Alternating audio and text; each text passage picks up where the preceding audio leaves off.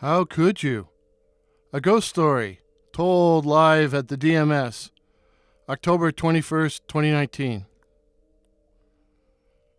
My cousin Fraser is a jerk. I mean, he was a jerk. He'd been going out with Karen since early high school, and they became engaged at university. But shortly before the wedding, he broke it off. And after a whirlwind courtship, he married Amber instead. Karen was devastated.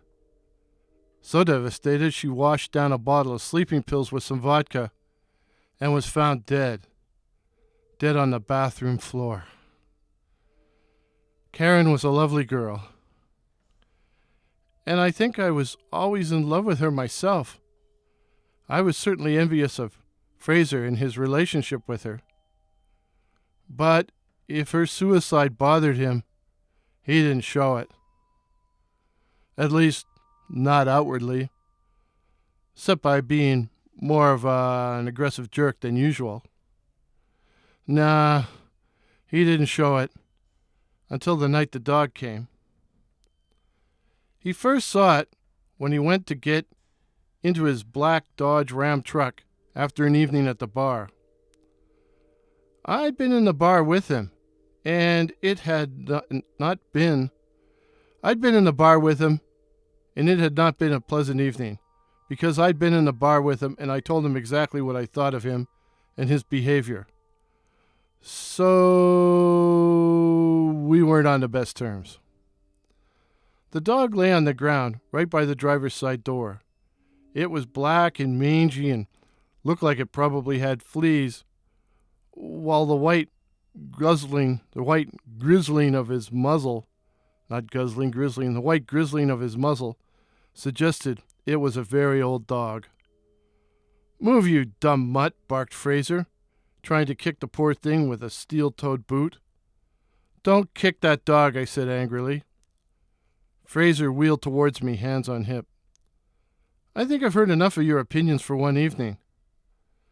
And I'd had enough of Fraser for one evening. Hell, for an entire lifetime, cousin or not. I took a step towards him, and who knows what may have happened. But then we both heard Karen's voice, the late Karen's voice, say, "Oh, Fraser, how could you?" Fraser turned wildly, looking all around the parking lot, then back at me saying, "What'd you say that for?" "That wasn't me. That was Karen's voice. She's dead." And then we both heard Karen say, "Oh, Fraser." We gazed where the voice came from and saw the old black mutt. No people, just a dog. A black dog. But dogs can't speak.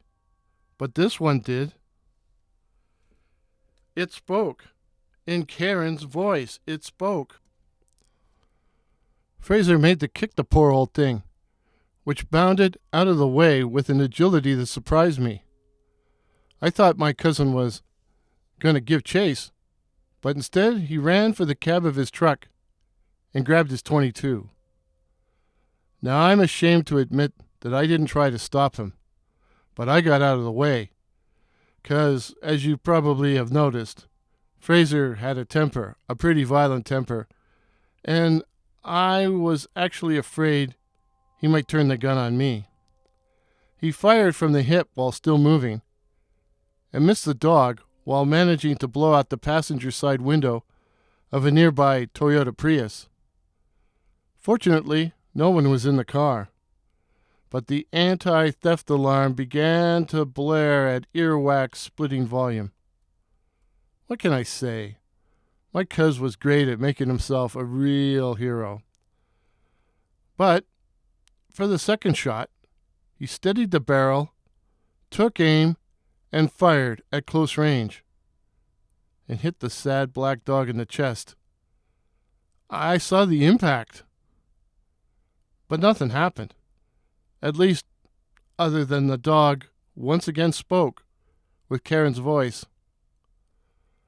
"Oh, Fraser. So that's how you really felt towards me." And as we both watched, the black dog shook himself and howled. Don't worry, I'm not going to howl. Oh, no, I'm not going to howl. As its muscles began to swell, its claws and its teeth, oh, so many milk-bone white teeth, began to lengthen and sharpen, and its coat began to glow with thick, glossy fur as black as onyx. And that wasn't the only thing glowing.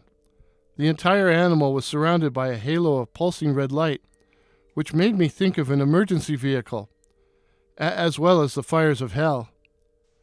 And then the black dog, no longer old, stood up on its hind paws, like a bear, like a man, its paws broadening into feet with long black nails, and it took a step forward towards us, like a werewolf or a dogman.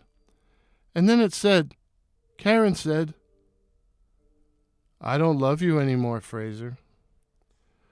I doubt Fraser heard it, as he was already in the cab of the Ram truck and was peeling rubber out of the parking lot, with the black dog running right after him, running on its hind legs like a human. I jumped in my car and gave chase, but it was hard to keep up, as Fraser was roaring through the suburban streets in excess of 100 miles an hour, and the black dog was keeping pace with him. He tried changing lanes and running red lights, but he couldn't get away from that awful glowing beast, the thing that dogged him. And then he missed a curve on a narrow road leading out of town. Yeah, he missed the curve on Dead Man's Curve. And the ram disappeared down a wooden ravine. And the black dog simply vanished.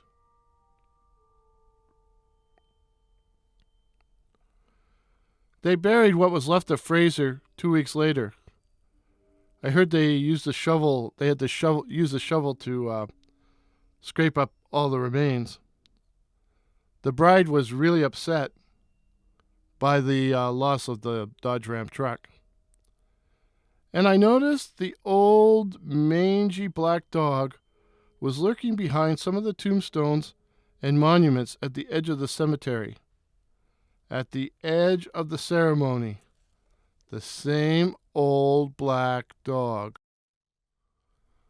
I decided to wait and watch. Watch and wait. After all the other mourners had left, the old mutt shuffled forward, raised a shaky leg, and no, it didn't. But yes, it did. It raised a shaky leg and peed on Fraser's grave.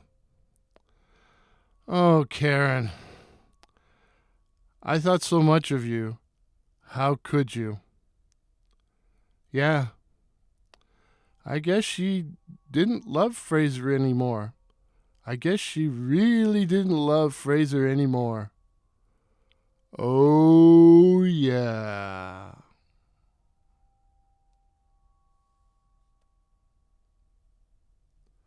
I hope this story didn't leave you feeling pissed off. There are lots of strange stories of phantom dogs and cats. Let me know in the comments below if you'd like me to record some of them. And please comment, share these videos, drop a like, and consider subscribing for more of the Phantom Menagerie and ghost stories of a librarian.